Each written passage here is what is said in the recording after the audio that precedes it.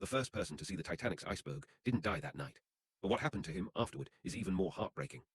On the freezing night of April 14th, 1912, a young lookout named Frederick Fleet stood high above the deck of the Titanic in the Crow's Nest. The ocean was eerily calm. There were no waves crashing against the ice to reveal its location. And unbelievably, the lookouts had no binoculars. Not because they were forgotten, but because the key to the locker had accidentally been taken off the ship before it even left port. Then at 11:40 p.m., Fleet saw it. A massive, dark shape emerging from the darkness. He immediately rang the warning bell 3 times, picked up the phone, and shouted the words that would become one of the most famous warnings in history. Iceberg right ahead. The bridge reacted instantly. The wheel turned. The engines reversed. But it was too late. The Titanic struck the iceberg, beginning one of history's deadliest maritime disasters. Fleet survived. He escaped in lifeboat number 6, but surviving wasn't the end of his nightmare. For the rest of his life, he was haunted by what happened that night.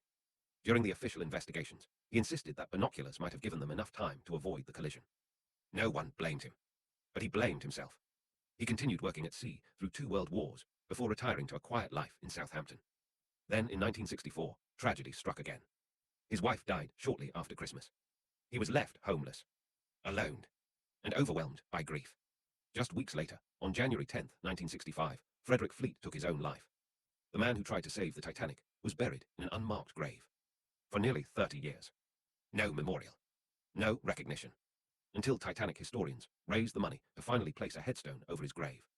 So today, when people remember the Titanic, remember the man who saw the iceberg first, and spent the rest of his life wishing he had seen it just a few seconds earlier. Follow for more true stories that history almost forgot.